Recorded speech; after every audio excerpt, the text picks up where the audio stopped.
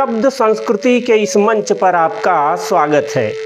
यज्ञ हवन के समय आपने स्वाहा शब्द का उच्चारण अनगिनत बार सुना होगा, लेकिन क्या कभी सोचा है कि स्वाहा शब्द का सही अर्थ क्या है और क्यों यज्ञ में आहुति डालते समय इसका तीव्र ध्वनि से उच्चारण किया जाता है। यह एक ऐसा शब्द है जिसका अर्थ शब्दकोश में जो दिखाई देता है वास्तव में वह मूल अर्थ को ठीक से नहीं समझाता और स्वाहा के मर्म तक ठीक से नहीं पहुंचाता। पहले आप शब्दकोश देखिए। पहला अर्थ सामान्य रूप से इसलिए ठीक है कि परंपरा में इसका उच्चारण यज्ञ के समय किया ही जाता है। बाकी के अर्थ समय संदर्भों के हिसाब से प्रचलित अर्थ हैं। हम आए दिन इस तरह के वाक्य बोलते हैं कि इस काम में लाखों रुपए स्वाहा हो गए। वास्तव में यज्ञ की अग्नि में आहुति देते समय स्वाहा का उच्चारण होता है और उसी समय सामग्री को भस्मीभूत होता हुआ हम देखते हैं, तो यह देखकर लोक व्यवहार में स्वाहा शब्द भी किसी भी चीज़ के पूरी तरह से नष्ट होने के भाव से जुड़ गया। इस तरह से मुहावरे में प्रचलित हो गया कि स्वाहा का अर्थ है पूरी तरह नष्ट हो जाना। जहाँ तक शब्दकोशों की बात है तो उनका काम ही है कि जिस शब्द का जो अर्थ प्रचलन में है उसे दर्ज कर लेना। इस नाते आवश्यक नहीं है कि शब्दकोश में जो लिखा है वह उस शब्द का मूल अर्थ भी हो। जैसे कि बलात्कार का अर्थ शब्दकोश में यौन शोषण भी मिलेगा, परंतु इसका मूल अर्थ है किसी भी तरह की जोर जबरदस्ती बलात् किया गया काम। अब समझते हैं कि स्वाहा शब्द का वास्तविक अर्थ क्या है और इसे आहुति देते समय क्यों बोला जाता है। वास्तव में किसी शब्द के लोक प्रचलित अर्थ की ओट में प्रायः ऐसा होता है कि उसका वास्तविक मूल सौंदर्य कहीं छिप जाता है।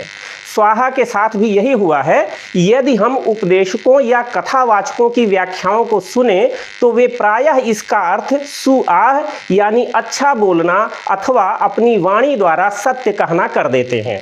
सुनने में यह आध्यात्मिक रूप से अत्यंत सुहावना अवश्य लगता है, किंतु पाणिनीय व्याकरण की प्रामाणिक कसौटी पर ठहर नहीं पाता।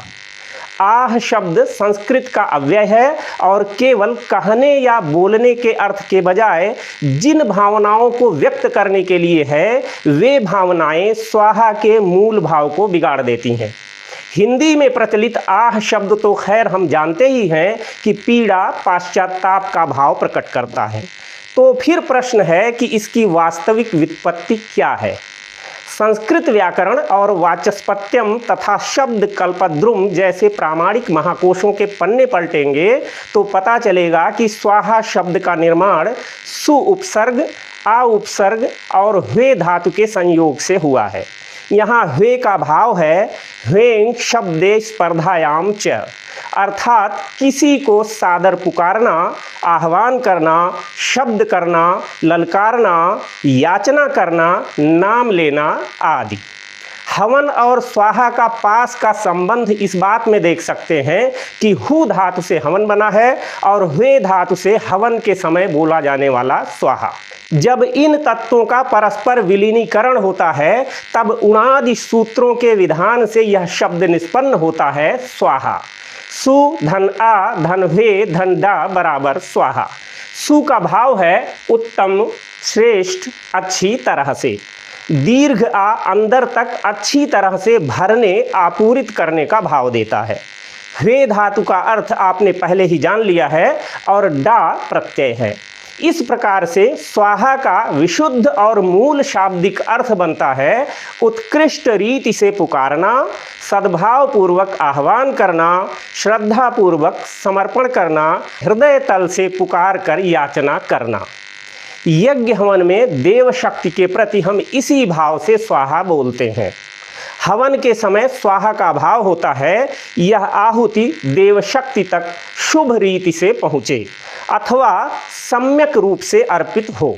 यज्ञ के समय स्वाहा का यह भाव प्रबल हो जाता है कि स्वाहुतम हवि जुहोति इति वा।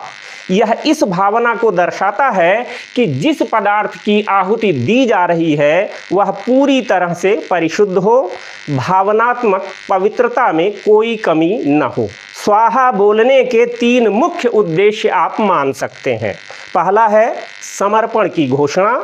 यह सूचित करता है कि अब यह वस्तु मेरी नहीं रही, देवता को समर्पित है। दूसरा है मंत्र की पूर्णता। यज्ञ मंत्रों में स्वाहा एक प्रकार का अंतिम वैदिक बीज उच्चारण है जिससे मंत्र क्रियात्मक बनता है। और तीसरा उद्देश्य है आंतरिक त्याग का संकेत। दार्शनिक अर्थ में इसका भाव है अहंकार, वासना, आसक्ति सब अग्नि में समर्पित। इसी कारण बाद में हिंदी में सब स्वाहा हो गया का अर्थ पूर्णतः नष्ट या भस्मीभूत होना भी हो गया, जो मूल भाव को व्यक्त नहीं करता। वेदों के गूढ़ रहस्यों को उद्घाटित करने वाले ब्राह्मण ग्रंथों में इस शब्द की मूल प्रकृति को अत्यंत सुंदर ढंग से स्पष्ट किया गया है। वहाँ उल्लेख आता है तद यत्येताम आहुतिम जुहोति तस्मात् स्वाहा इति।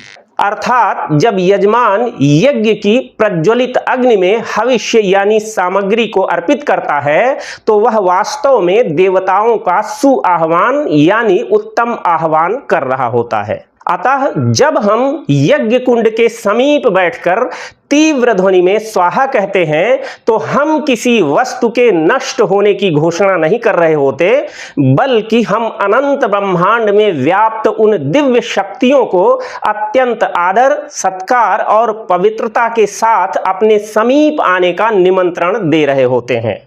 यह विनाश का सूचक नहीं बल्कि दैवीय शक्तियों के भव्य स्वागत का उद्घोष है।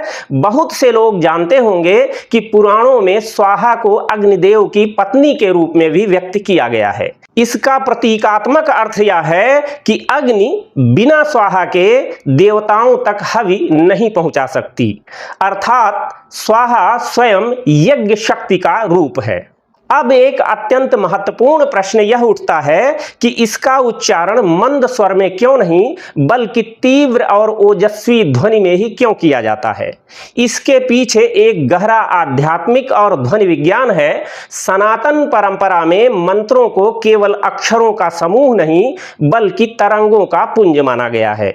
स्वाहा एक ऐसा शब्दात्मक मंत्र है जिसके तीव्र और स्पष्ट उच्चारण से कंठ और नाभि चक्र पर विशेष कंपन उत्पन्न होता है। यह तीव्र ध्वनि यज्ञ की भौतिक प्रतीकात्मकता में अग्नि की दाहिका शक्ति यानी उसकी प्रज्वलन क्षमता को उद्दीप्त करती है।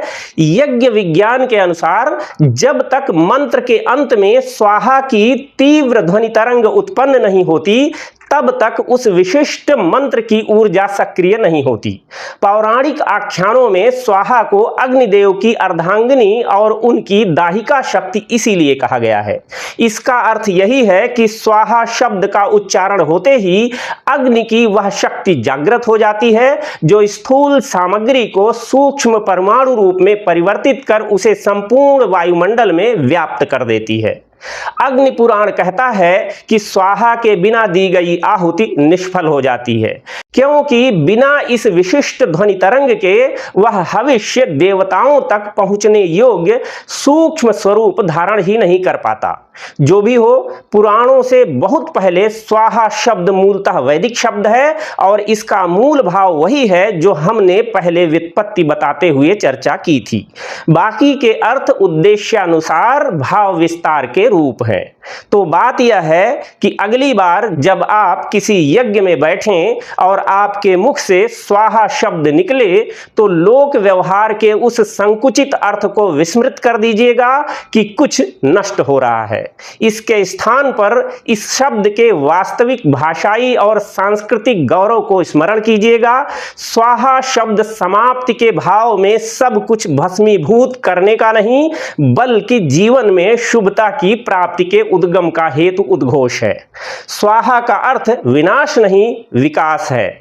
स्वाहा का अर्थ क्षय नहीं बल्कि समर्पण की वह पराकाष्ठा है जहां यजमान अपने अहंकार को विसर्जित करते हुए कहता है इदन्नमम, यह मेरा नहीं है, यह तो समष्टि के कल्याण के लिए, इस चराचर जगत के नियंता के लिए मेरा सादर अर्पण है। इसलिए स्वाहा केवल धार्मिक शब्द नहीं बल्कि समर्पण, आह्वान और आंतरिक त्याग तीनों का वैदिक सूत्र है। यदि आपको यह भाषिक विश्लेषण और गवेषणा पसंद आई हो तो इसे अपने मित्रों में साझा तो करें ही, अपनी मूल्यवान प्रतिक्रिया भी नीचे टिप्पणी बॉक्स में अवश्य दें। चैनल की सदस्यता या कहें सब्सक्राइब बटन भी दबा ही सकते हैं। आपके इस सहयोग से शब्द संस्कृति परिवार की संख्या बढ़ेगी तो हमारी आगे की योजनाएं भी आसानी से फलीभूत होंगी। अगली किसी चर्चा में चैनल के सदस्यों के लिए सोची गई कुछ योजनाओं की बात मैं करूंगा और मुझे विश्वास है कि वे योजनाएं आपको अच्छी लगेंगी। पूरी बात धैर्यपूर्वक सुनने के लिए बहुत बहुत धन्यवाद।